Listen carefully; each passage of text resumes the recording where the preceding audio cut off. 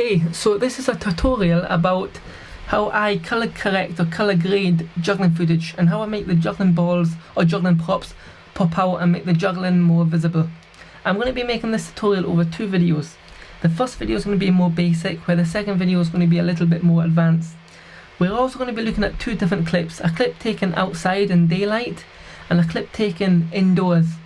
When filming indoors and even when editing an indoor clip, I feel and believe you have way more control over how you want to make the image look. When filming outside in daylight, if it's cloudy, it's cloudy. If it's sunny, it's sunny. There's not much you can do about that. So in this first video, let's look at a clip that me and Harvard filmed for his IGA video in Japan. It was filmed outside on a cloudy day. So this is Final Cut Pro. I've already dragged and dropped the clip in and cut it down to the actual trick. So let's have a look at the image. I'm going to be turning this image into this image. So the first thing I do is that I look at the waveform. Okay, so on Final Cut Pro it's Command 7. Okay, so I'm pretty sure on quite a lot of editing softwares you've got this option, this tool to look at the waveform. You're going to be looking at this waveform thinking, Lewis, I don't understand anything about this. This is not basic. Trust me, this waveform can be as basic or as complicated as you want to make it. I'm going to be explaining it in the basic terms because that's how I understand it. So this left hand side of the waveform corresponds to this left hand side of the frame. The right hand side of the waveform corresponds to the right hand side. The top does not correspond to the top and the bottom does not correspond to the bottom. The top shows you the highlights within the image. The bottom shows you the shadows within the image. Anything below 0 is completely black. Anything above 100 is white. Okay, so you can see right in the center of the waveform I've got a spike here. So I've got completely white here in the center of the frame. So when we look at the center of the frame here, you can see these two white reflectors. There's not much I can do about that. I have to accept that. Okay, so I'm going to ignore this issue that I've got here. Okay, so what I do is that I want to bring my shadows just above the 0 mark and I want to bring my highlights up to about 80 or 90. This is where I find I get the nicest image. Okay, so to do that I am going to go into my effects, go to color board, drag the color board over to the clip and open up the color board. Okay, so as I said, I want to brighten my highlights to about 80 or 90. This is very dependent on how I think the image looks. It's very opinionated. So I'm going to bring the highlights up. Obviously I can blow them out and you can see all this above 100 is completely white. That's not good. Or I can bring it all down to very dark, but I do not want that. I want to bring it up to about 80 or 90, roughly the top of the highlights. So let's try that, and I want to bring the shadows down. This is the shadows. Bring the shadows down to just below, just above 0. Okay, because that's how I edit my clips. This is how I deal with them. So you can already see if we close the waveform now. Let's close the waveform. If I turn this color correction off, on, off, on, you can already see the clip is looking better in my opinion. Basically what I've done here is I've added contrast. That's basically what I've done. I've added contrast. So now I've got the overall image looking pretty okay. I now want to make the juggling balls pop out a little bit more. So what I'm going to do is I'm going to zoom in to 200%. I'm going to zoom down to Harvard. So these balls are very visible. They are visible. They're yellow and they're standing out from the background. But I want to make them more visible. I want to make them pop more. The way I'm going to do that is I'm going to come over to my color effects. All of these color effects here, all of these tools, they don't, but they basically do the same thing. But each one has a different tool, so you can control different aspects of the image easier than other tools, if that makes sense. So right now we're going to use the hue and saturation curve. So I'm going to pull that into this clip. This is my favorite color correction tool. So you can change the hue of any color, you can change the saturation of any color, you can change the brightness of any color. Okay, so what I'm going to do is I'm going to change the saturation of this yellow. So I'm going to use this little icon here and you can pick any color on the screen. Obviously I'm going to pick the ball color, the yellow, and it's created these 3 dots here. Okay, so I'm going to be controlling all the colours between this red and this green. So if I pull the middle one up and making it more saturated, this yellow I'm making it more saturated and it softens off. I can control the soften as much as I want, but let's keep it the same. Let's put it back to default. Obviously I can make the balls completely unsaturated, but I don't want that in any regards.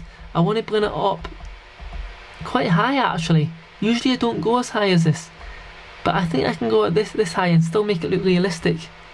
So now the balls are more saturated. I want to make the balls brighter. I want to make them pop, glow a wee bit.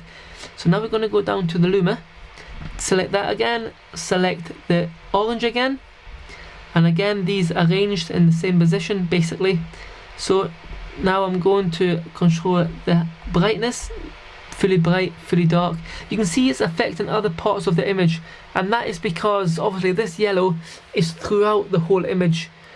Okay, but I want to, therefore I'm only going to adjust a wee bit, so it's not going to be affecting the image as much. Just bring it up just a wee bit, just make them pop a little bit more. Okay, so if I turn this off and on, you can clearly see the balls are popping a lot more, and the image isn't altering that much. Therefore I believe it looks realistic to me. If I zoom back out to fit and to go back over here, and let's turn all the effects off and all the effects on. Off, on, off, on. You can clearly see the balls are way more visible, and the overall image in my opinion looks better. So that's it basically done. Okay, only 2 effects, very quickly done. So, but the other thing that I do on Final Cut, don't worry if you do not have Final Cut and you don't have this tool, it's not the end of the world. If you go into all, type in sharpen, pull sharpen on. Sharpen is a brilliant tool. Now let's zoom in 400% and zoom down to Harvey Vincent. Okay, that's a cool move, Howard. Okay, so this is sharpen. The default is 2.5. If I bring it up to the top, you can see it just looks so unrealistic. It looks horrendous. So let's bring it back to default, and let's just see what that default value does change wise. Look at Harvey's face. Off, on, off, on. It sharpens it a little bit. I usually like to bring it up to 4 or 5. Let's try 4. Let's try off, on. So you can see Harvey's face is more sharpened, and in my opinion it looks better. Let's bring that actually down to 3.5. Small adjustments, it does make a difference. It really does.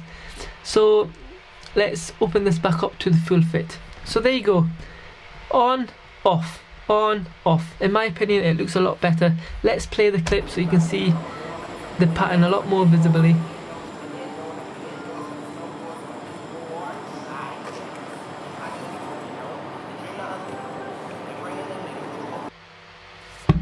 So in my opinion that looks better. Okay, I'm just going to show you one more thing. So you might be saying, Lewis, I don't have this hue and saturation curves. I don't have it. Okay, let's delete it. Okay, I'm going to show you how you can bring the balls out without using the hue and saturation curve. Almost all editing softwares, they have a color board. Okay, so let's pull a second color board into our clip. Okay, colored board 2. Okay, now don't worry if you cannot do this on your editing software. I would not worry about it, but if you can, fantastic. Click this little icon here. You can add a shape mask or you can add a color mask. Okay, let's add color mask. So again, it's going to give me a little icon where I can pick any color on the frame. So again, let's zoom in to 200% and let's pick on the ball. Now keep your finger on it. Now I can drag it out, and all the colors within this circle I am going to be affecting, but I only want to affect this yellow. So let's just select the yellow. Okay, so this is Final Cut Pro's explanation of the color. If we open Final Cut Pro, if we open the color board, the first thing we're going to look at is saturation, and if you remember, we increased the saturation quite a lot. So let's increase it up to here. So you can already see the balls are more saturated. And then let's look at the exposure, and now we only brought the exposure up a wee bit, if you remember. So let's just bring it up just a wee bit, just a little bit. Okay, so let's turn that color board off, on, off, on. Now you can see a lot of pixelation here, which I do not like, so let's bring that master back to 0, and let's just bring the midtones up a tad. Just the midtones, let's bring it up to 5. Off, on. Yeah, so that's not affecting the image as much, but you can still see that it is bringing out the balls. Let's go back into saturation and pump the saturation up a little bit more. Let's go back and let's turn this color board off, on, off, on. So you can see the balls are popping out more. Okay, so let's turn all the effects off, all the effects on. Okay, so that's basically another way on how you can pop out your props. I would prefer to use the hue and saturation curves because I feel like you have more control, but if you do not have that option, you can do it that way. Okay, so I hope this tutorial helped. In the second video, we're going to be looking at a clip from Oh Snap, which was filmed indoors, and that will be a little bit more advanced, so if you're interested in that one, yeah, ready for that one. So yeah, I hope that helped. Very grateful. Danke.